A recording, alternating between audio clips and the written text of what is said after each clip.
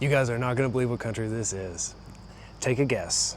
You know, this is not Southeast Asia anymore. I know I've been making videos in that region talking about how great it is to move there, but there is a sleeper country just outside of it that you are not considering, that is off the beaten path, that is next level. This country is affordable, has almost no pollution, no air pollution, and has some of the best food in the whole world.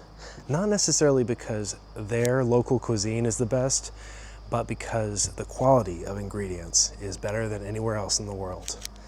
I am talking about Fiji, out in the middle of the Pacific. This country is insane. It's far. It is far from everything. But there is a benefit to that in today's society, isn't there, my friend? My name's Daniel. Thanks for being here. This is where I talk about places that you might want to move to. Fiji should be on your list to check out. We got the most amazing Indian food here in Suva, Fiji, for $5 in the mall. And they had all these different curries, all these different rotis and rices, and amazing, some of the best Indian food I've ever had. Local ingredients here from Fiji. They don't spray stuff over here, man. There's not a lot of pesticides. They take care of the environment. They take care of the earth. They're all about conservation, about saving the planet. And I love it, man. I just love the Fijian people. Bula is what they say when you greet, they greet people over here. And at first that scared me. I was like, because in the US we have boo, like in Halloween and stuff. But over here, it's a kind gesture. And I'm just in love, man. You can live here for $1,800 US a month. I know that's more than Asia. I know. But what you get is an incredible environment. Free from air pollution, free from the noise and chaos of modern life.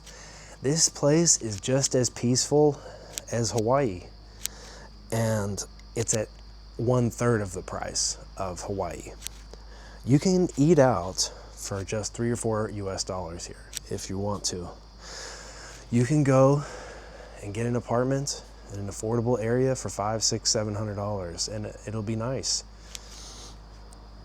My favorite place in Fiji so far is Suva. It's off the beaten track. It's in the eastern part of the country.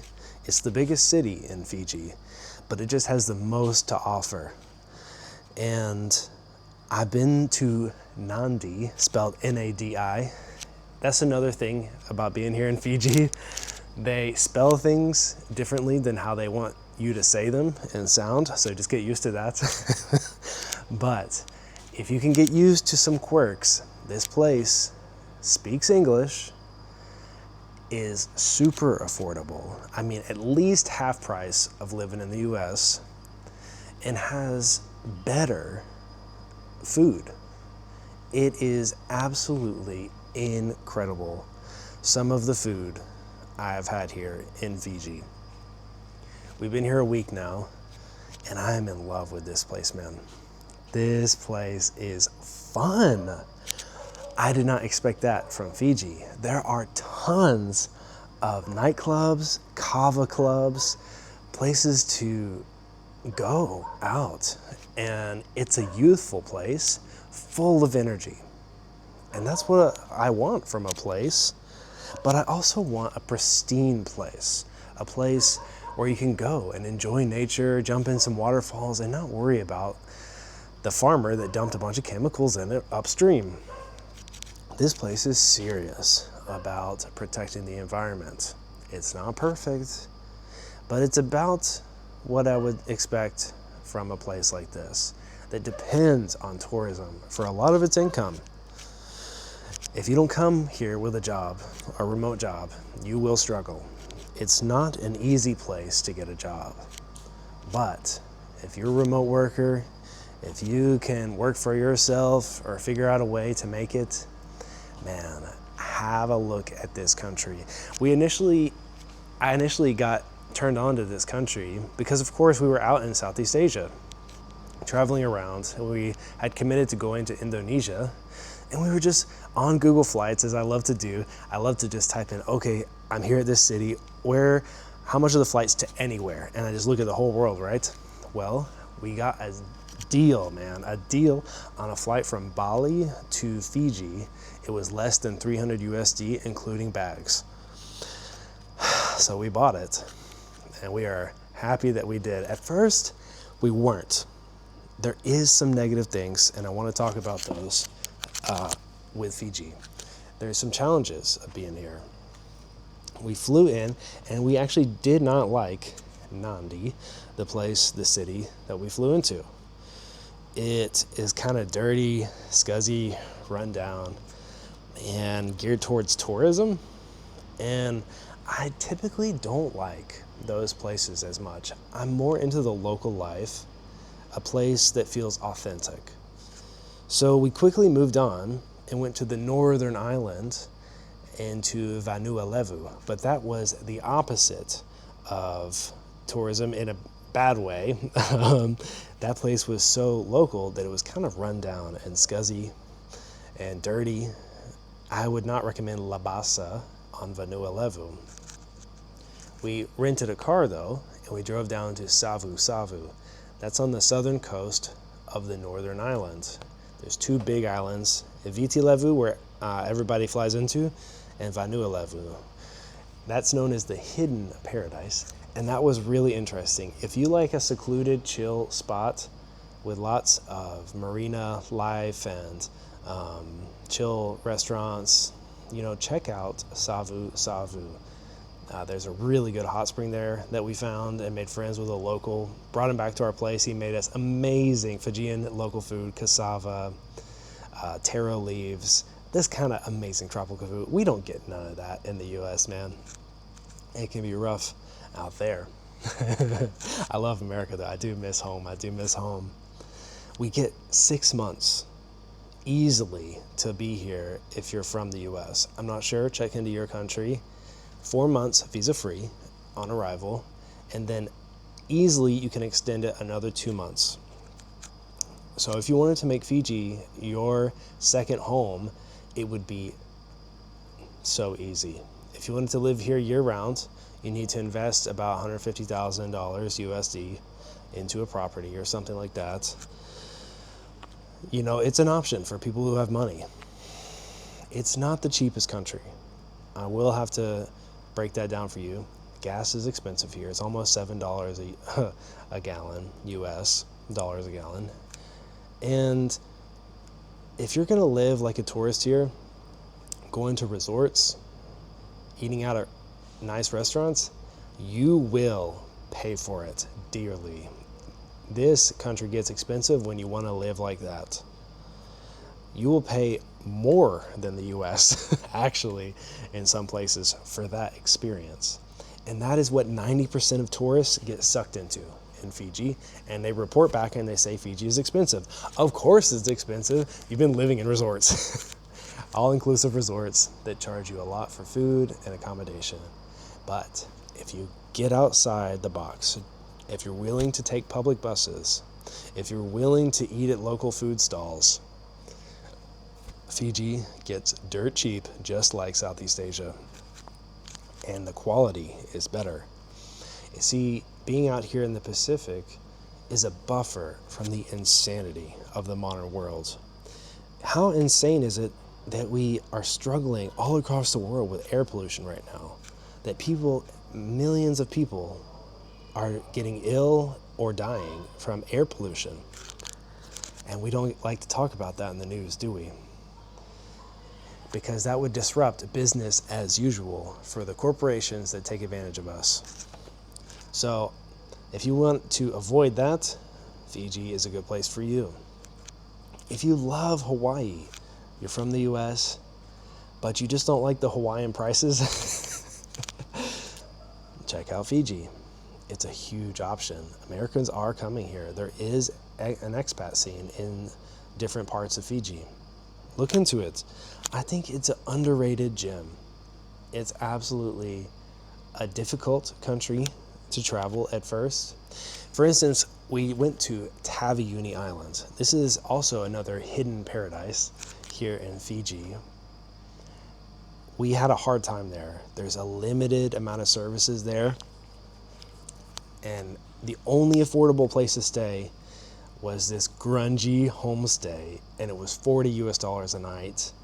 The meals there were $17, $20, and we did not like the meals at all. We had a hard time there, but besides that, it's been great. And the crazy part about that island was it ran out of gas the day before we left. Luckily, we'd bought gas the day before, so we didn't need to buy any. But there's only 2 gas stations on the whole island. And when we dropped off the rental car, they were like, "Is there any fuel in it? Because we're going to need it." And we're like, "Yeah, bro, we got you. We filled it up just before the crisis." But now they're posting all about it, like, you know, the island's out of gas, buses are stopped running, apocalypse is about to hit, you know, kind of thing. Of course, in Fiji, they're used to living off-grid, used to living without power and all this kind of stuff, so it's not that big of a deal. But still, that would be a big deal, you know, if you moved to that island and that was happening. It's not the most secure place to live a modern life. But if you're comfortable with, you know, going out to remote areas, living off-grid, this kind of stuff, Fiji is worth a look. Absolutely it is.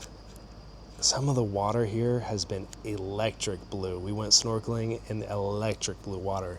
Insane pictures you can find on the internet. Just search Fiji snorkeling. There's rainbow reefs. Incredible. This place is majestic and magical. And it'll turn you on to what's possible in life. Man, it's been crazy this time here in Fiji. It's my first time here. We're spending 3 weeks here. And then this will be the end of our 7-month trip. We started in December last year, 2025, and we went 3 months in Vietnam, a month and a half in Thailand, 3 days in Singapore, 3 weeks in Indonesia, split between Flores and Lombok, and then flew from Bali to Nadi, Fiji. Wow, it's been incredible. The places that we've seen. I would rather live here than Indonesia, and that's saying a lot. I think on the surface, Indonesia is the more beautiful country, but it's so hard because the people there don't speak English very well, and it's not westernized at all. You know, there's no shopping centers. It's difficult. There's mosques everywhere on Lombok. It's a challenging place to be a foreigner. I love it, man. It's near and dear to my heart. It was almost the best food in the whole trip, you know. But there's something to be said about the quality of ingredients. And because Fiji has a volcanic past, because it's been so free from pollution, it has some of the best tasting ingredients. We went to the market today here in Suva, the biggest city in Fiji, and we got stuff I've never heard of, man. Like some crazy root beverage that's supposed to be really good for your health. A big, you know, pound or kilogram, I don't know how big it was, a big bowl of turmeric for $2 Fiji dollars.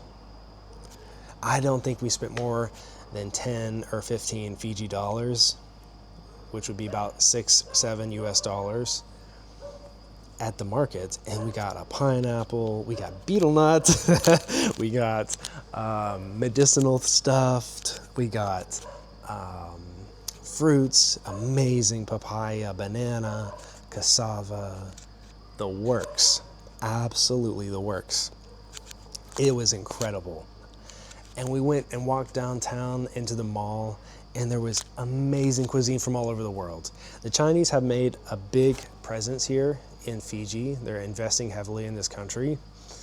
And I would invest in Fiji too if I had money, because I think it's a resilient place to avoid world conflict.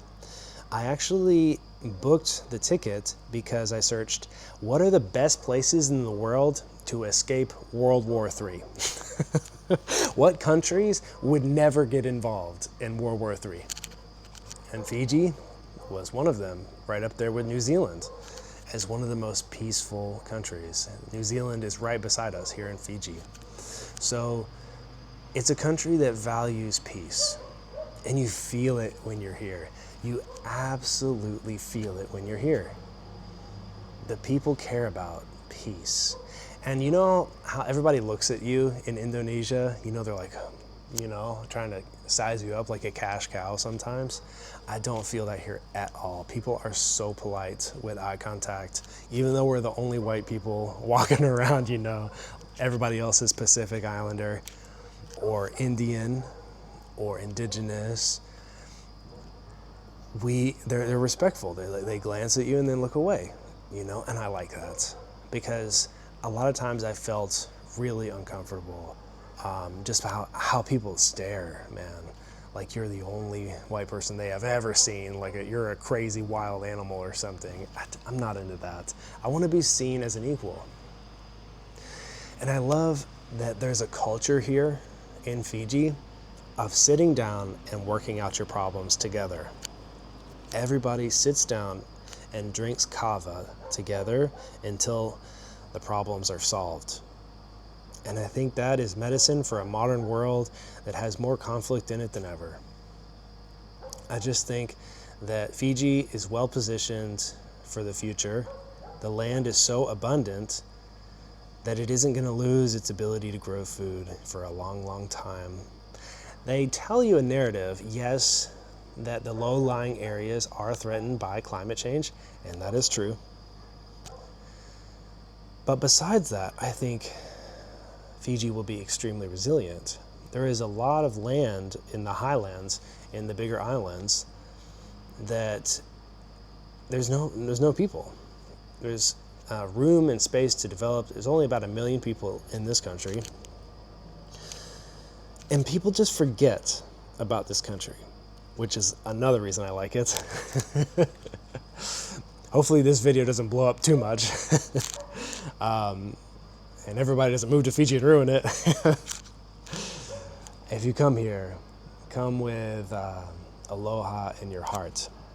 There's a lot of shared language between the Hawaiian Islands and Fiji. You know, ohana, aloha, these types of terms are used in both places. And I love it. I loved Hawaii when I went. And I just thought, man, this place is really nice, but what if it was affordable? And man, if you don't need to work, this place can be so affordable. Sometimes, you know, maybe $1,500 US dollars a month. Costs have gone up a little bit, but this place is absolutely a hidden gem out in the middle of the Pacific Ocean. If you can afford plane tickets out here, it is costly to come into Fiji and leave Fiji. Man, give this country a look.